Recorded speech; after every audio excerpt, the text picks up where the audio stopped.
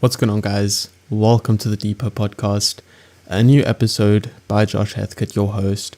And yeah, I hope you guys do enjoy this podcast. If you guys do, please go follow up my previous podcasts, add my Spotify podcast, and listen to it on Apple Podcasts as well as YouTube. I upload all my podcasts onto those platforms. If you guys do enjoy this, please let me know down below. And yeah, listen to my previous podcasts. It was about the Jeffrey Epstein connection theory.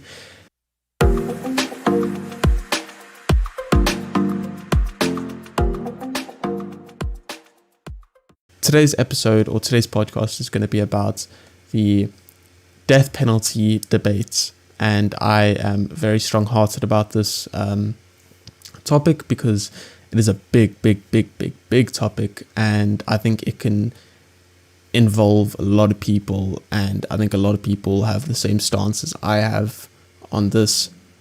And let's get straight into it. So, biggest factor is the countries that involve or take part in the death penalty, which include America, China, Iran, Iraq, Saudi Arabia, and many different countries.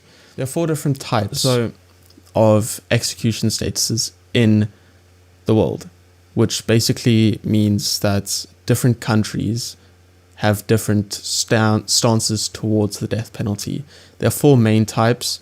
There's abolished, which means that the death penalty is prohibited in all cases, and it doesn't matter what you do, doesn't matter whatever bad crime you've done, you will not be given the death penalty. Then there is legal, which is obviously self-explanatory, which means that if you do a certain crime, you will get the death penalty, and the previous countries that I mentioned are legal, fully legal. So the next one is suspended, which means that it's legal, but there hasn't been executions that's taken place in the last 10 years. And most countries actually have that, like Russia and many different countries. So it means that I don't think there's been a crime that's been so advanced that they need to enforce the death penalty, but it is still legal in that country. The last one is extreme only, which means that some countries will have this, which means it's legal, but only in really extreme cases such as war crime. And I think that's justifiable because war crime is obviously one of the biggest problems we have nowadays. And I think people who do war crime do deserve the death penalty, because during war there's a lot of loss and there's a lot of death. So if you are responsible for war crime, I think you do deserve the death penalty. So let's get into the crimes that lead to the death penalty in America. And there are a couple, and they're quite big crimes, but there is one especially that doesn't make sense to me, because I've heard of a lot of this crime happen, but not a lot of people get the death penalty. These crimes include murder, treason, genocide, the killing or kidnapping of congressmen, presidents, or Supreme Court justices. So the murder is the one that I'm not very 100% about, because I mean, there's a lot. If you look on the news in America, there's a lot of murder in America, and I mean, not every single one of those murderers get the death penalty, which is it doesn't make 100% sense to me, because I mean, if you murder someone, if you take someone's life, you don't deserve your life. Like, who do you think you are to just take someone's life and then still deserve the right to live? It just doesn't make sense to me.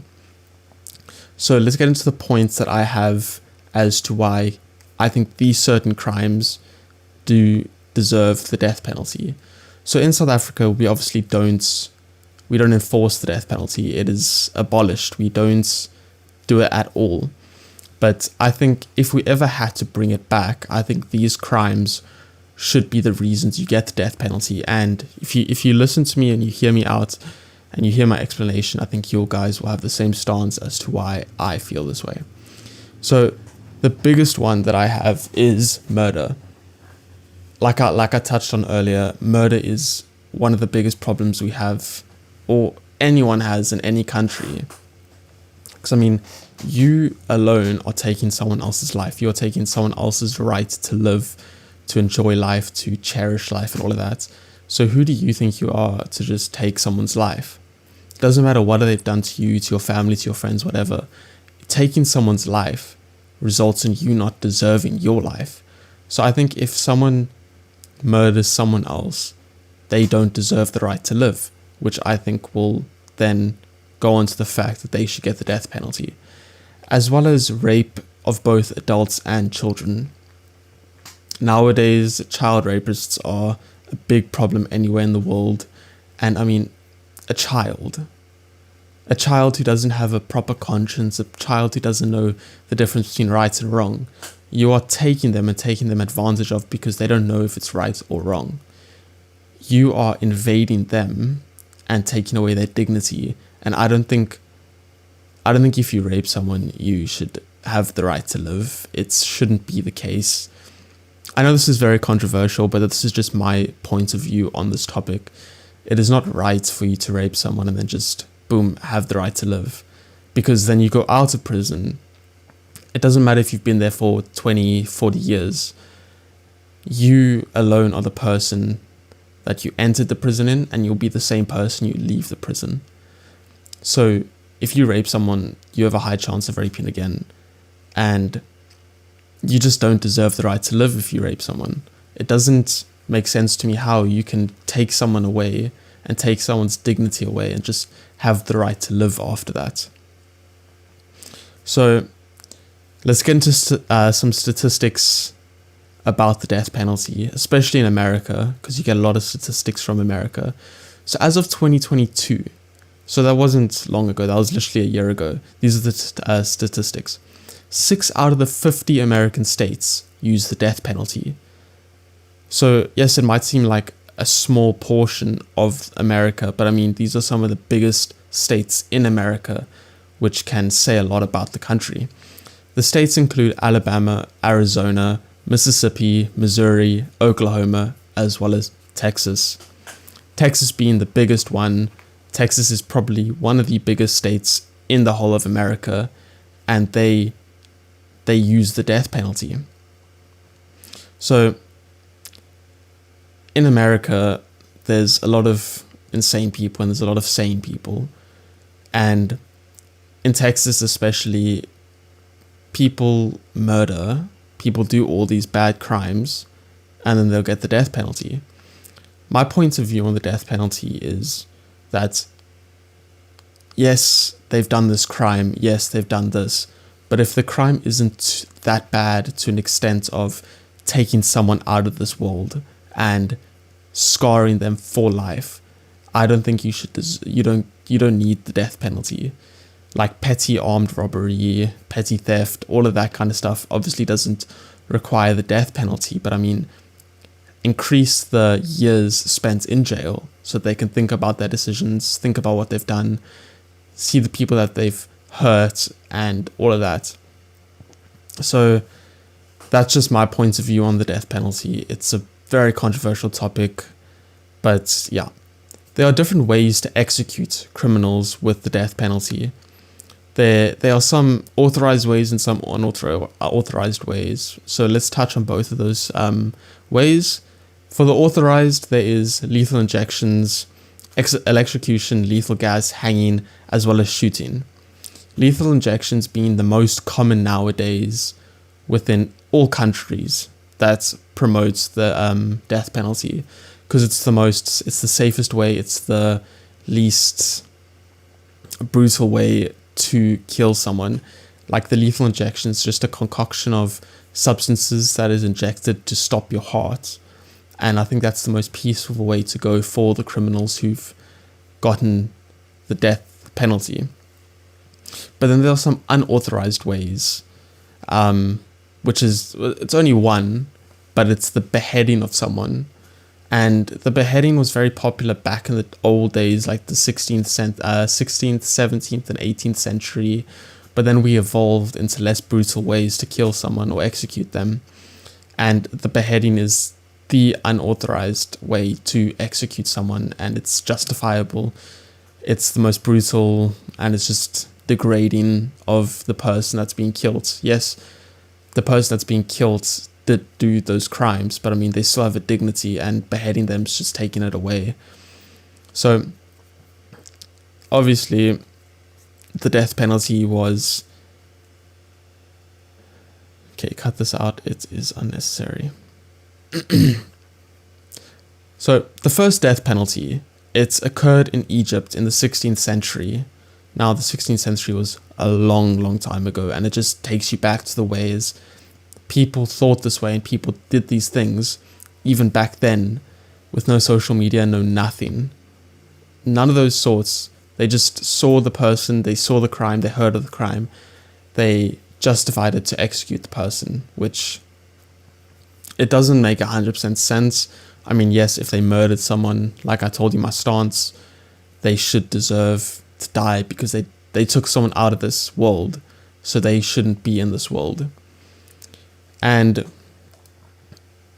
16th century, man, like, that's a long time ago.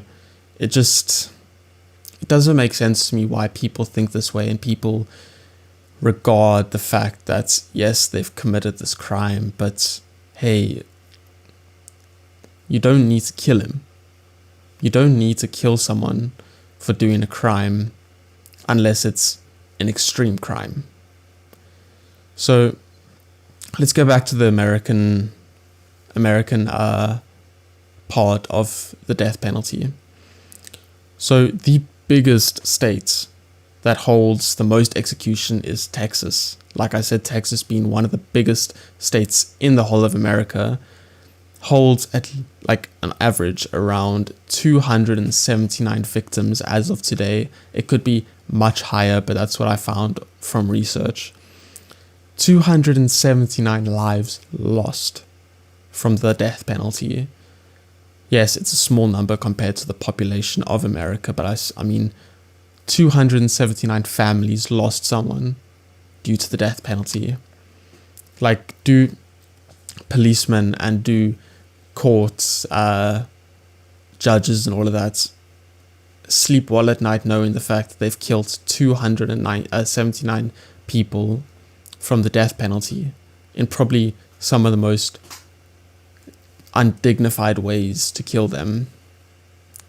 So, if you are death row inmates, not only are the fact that you are very scared, you are full of regrets, you are full of fear, but not only are you getting killed, but you have to wait on average around 15 years before the execution takes place. 15 years you are sat there knowing you are going to die, but you just don't know when, because they don't tell you when the death penalty or the execution is actually going to take place. So every single day you're on edge thinking, is this going to be my last day here? Is this going to be the last day I see light, breathe air? You wake up with such a fear in your heart and in your brain that this could be my last day here. And it makes the criminals feel a lot of fear and dread and regret. If it was me, if I was a death row inmate, I would be scared every single day. Because like I said, they don't tell you when or how you're going to get executed. You just wake up one day and be like, okay, today's execution day, what would you like for your last meal? And the last meal thing we're going to touch on a bit later, but as for now, I mean, waking up not knowing whether you're going to die today is a fearful thing. I mean, everyone goes through that, and we don't know when we're going to get taken away from this earth. But I mean, for us, at least, we can predict on the next 70 to 60 years of life. But while as a criminal who is on death row, it can be, oh, I could die tomorrow. I could die in a month, in a year, in 10 years, whatever. But they never actually know when they're going to get executed. That's a very, very scary thing. So, although a lot of cases of the death penalty have been proven that the victims are guilty, there are some cases, in a lot of cases actually, that the victims who got sentenced to death were actually innocent for their crime, but actually never got proven innocent. So there is one big case, the Timothy Evans case, in around the 1950s that occurred, where he was accused of killing his daughter, which later got proven that the daughter actually got killed by a serial killer back in those days. And I mean, the dad sits there in jail, he rots in jail, he gets killed in jail, being innocent, but being guilty for a crime he didn't commit. Now he has to die for a crime he didn't commit. Like, that's some things that I think can be improved on. It's like, for a judge to rule death penalty, they need to know hard evidence. They have to have that evidence to prove the fact that he is guilty. But not being 100% sure if the victim is guilty or not, and sentencing him to death row or death penalty is just, it's not right. Like, come on. Let me tell you a bit of let's give you a instance. So me, as Josh, I'm accused of killing someone. Now, obviously in South Africa, we don't have the death penalty. So let's say I'm in America. I get accused of killing someone, but I didn't really kill them. But the judge has no hard evidence that I killed the person. But yet the judge still accuses me of killing him and puts me on death row. I'm going to be fearful out of my life. I'm going to be scared. I'm going to be I'm going to feel regret, feeling like, how have I been put in this position? I'm not going to understand 100% why I was the one being put in that situation. But I mean, until I get clear of innocence, there's just going to be the day that I'm going to be executed for something I didn't do. And I think that's the scariest thing is nowadays, some victims get falsely accused and falsely imprisonated, even when they are innocent. They are 100% innocent, but yet they get convicted of this crime they didn't do.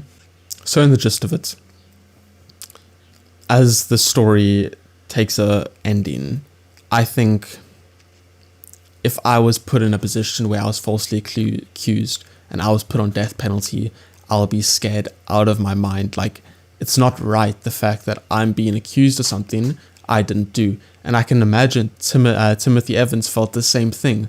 He felt regret. He felt unsure. I mean, how can someone be accused of killing his daughter when there isn't actual hard evidence?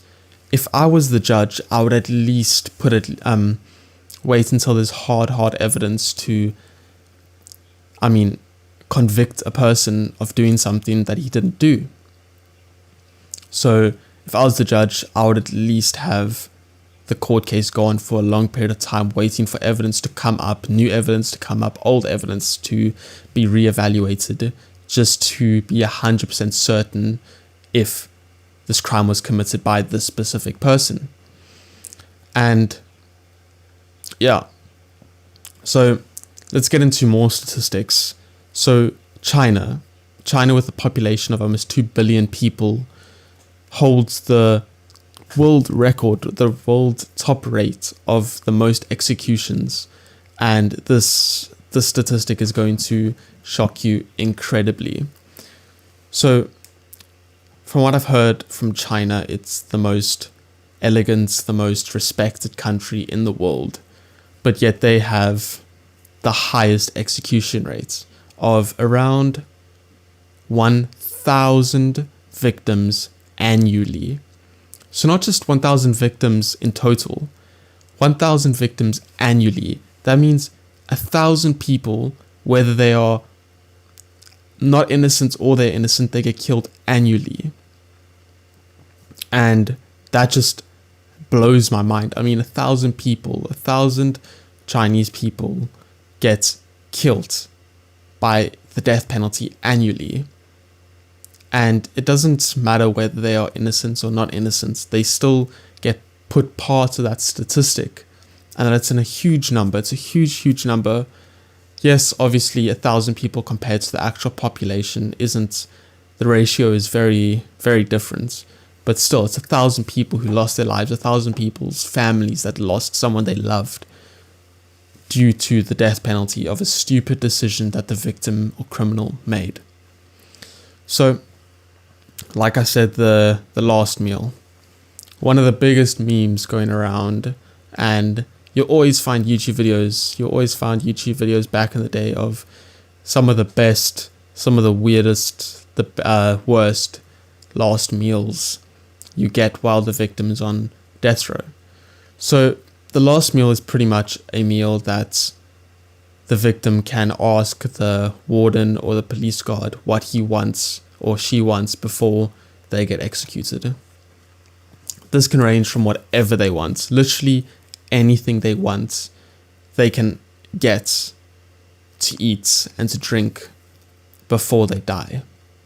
Some people have gotten one full tub of mint ice cream. Some people have gotten a single bean, a single olive. Some people get like 4 Big Macs and just big fries and like 4 drinks. And it doesn't matter what they get. They can request anything they want. Which, I mean, it kind of makes the situation a little bit more comfortable for the victim, because they get to eat something other than slop that they get from the prison itself for their last meal. And they can watch movies. They can just... The prisoners get a day where they can enjoy themselves, enjoy their life before it ends. I've seen a lot of cases where it's the prisoners been given a TV, some movies, and a lot of food that they can just binge watch movies, some of their favorite movies, some of the old movies, so that they can enjoy their last day on earth. And I respect wardens and prisons to do that, but still it doesn't justify the fact that they are going to kill the criminal that day or the next day. And yeah, the last meal, I think, is the only uptake of the death penalty. Everything else is just absolutely ridiculous, and I think the death penalty should only be allocated to certain crimes, but shouldn't be so sensitive. Like, some countries have death penalties where they are so sensitive, even the smallest of crimes, first-degree murder, they get penaltied. They got death penalty and all of that. Yes, murder's bad, but you need to make 100% sure that the victim is not innocent before setting the death penalty. So, just to touch back on my stance, the death penalty is bad. Countries shouldn't necessarily have it.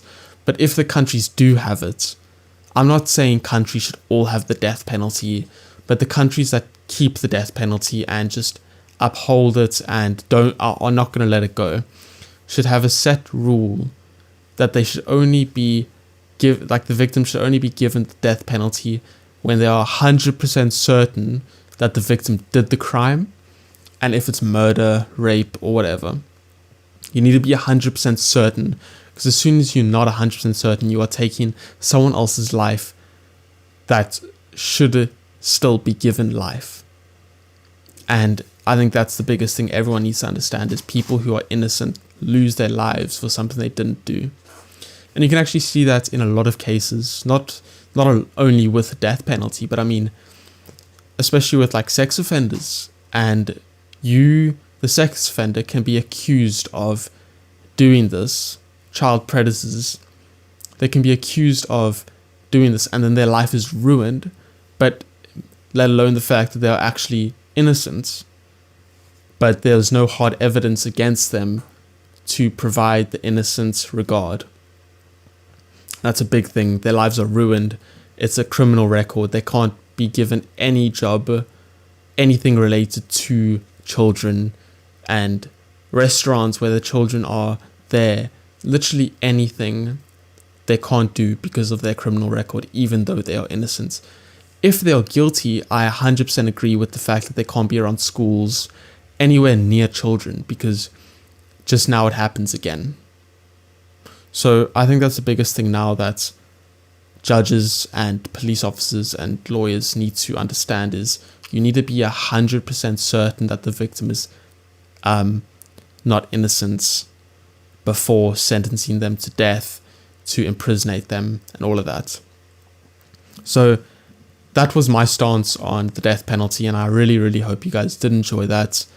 And if you guys do enjoy these debating episodes, please give it a like, subscribe to my YouTube channel, follow my podcasts. I'll be uploading a lot more debates, podcasts, and yeah, if you guys do enjoy this, like I said, hit the like button, subscribe, follow my podcast on both Spotify and Apple Podcasts, and many more podcasting platforms.